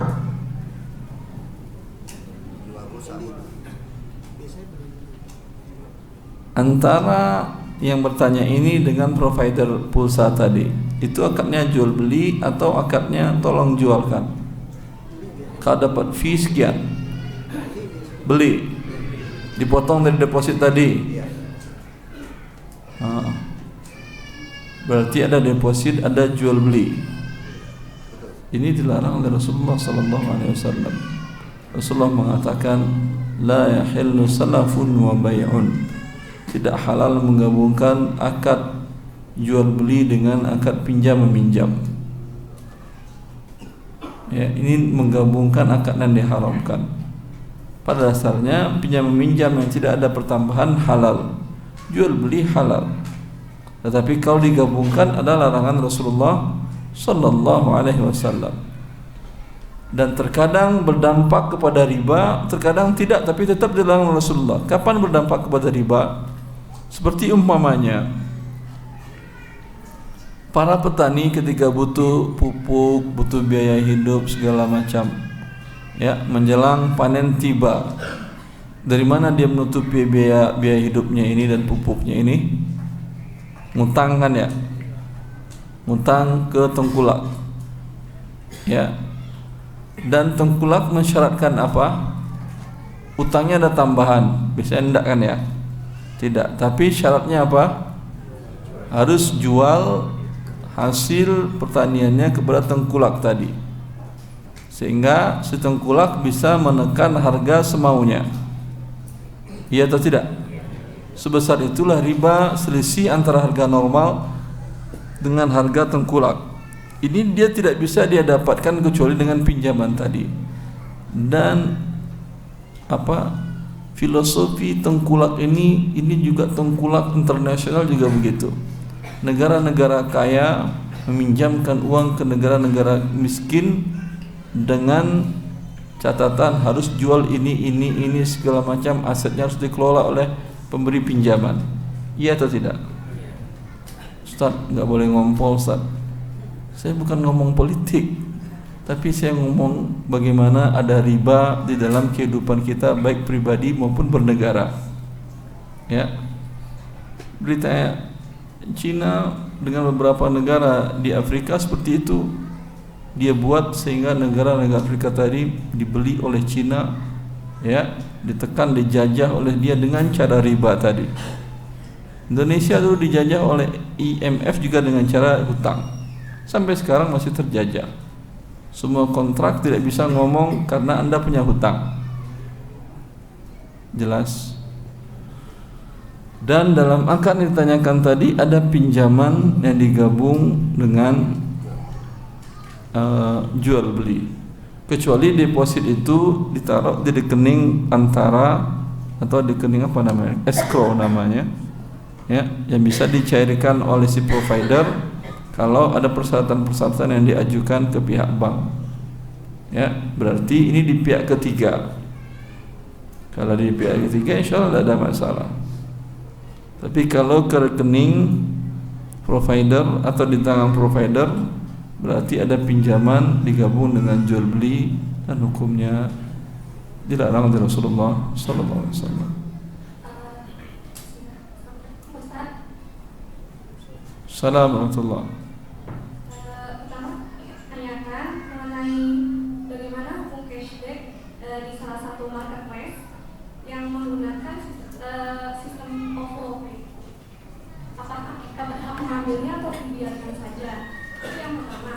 Yang kedua, saya bekerja di online shop. Saya sebagai Satu aja pilih yang mana Ibu? Jadi itu yang pertama. Yang pertama aja. Baik. Masalah OVO dan imani yang lain, kalau mereka tidak memberikan diskon, hukum asalnya tidak ada masalah. Tapi kan tentu tidak menarik. Sama juga Anda nabung uang di bank. Kalau mereka tidak memberikan manfaat dalam bentuk tambahan bunga, ya, dan gratis biaya administrasi, ya, tentu tidak menarik Anda untuk nabung di bank tadi. Agar orang menarik nabung di bank, maka mereka berikan manfaat seperti tadi. Dan akad menabung tadi atau akad deposit itu akadnya adalah qard, Anda minjamkan kepada pihak bank tadi atau pihak Anda ketika top up itu kan meminjamkan uang kepada dia, bukan beli sesuatu. Apa yang Anda beli dari top up? Beda kalau Anda beli pulsa listrik atau pulsa telekomunikasi atau handphone. Itu Anda beli pulsa, memang ada jasa yang Anda beli. Kalau ini baru uang, kapan dia berubah menjadi jual beli jasa? Nanti ketika Anda bayarkan, ketika Anda belikan.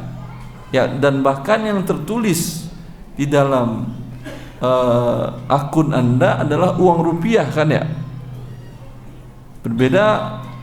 Berbeda kalau yang tadi itu adalah jasa. Kalau ini belum ada jasa, nanti jual belinya, maka akadnya adalah deposit.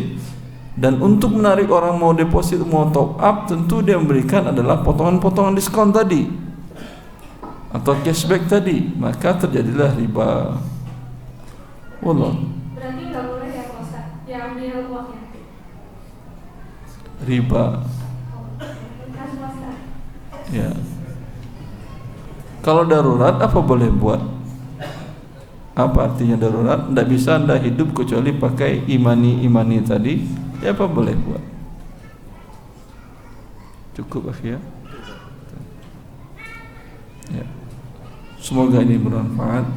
Ya. Subhanakallah wa bihamdika asyhadu an la ilaha illa anta. Assalamualaikum warahmatullahi wabarakatuh.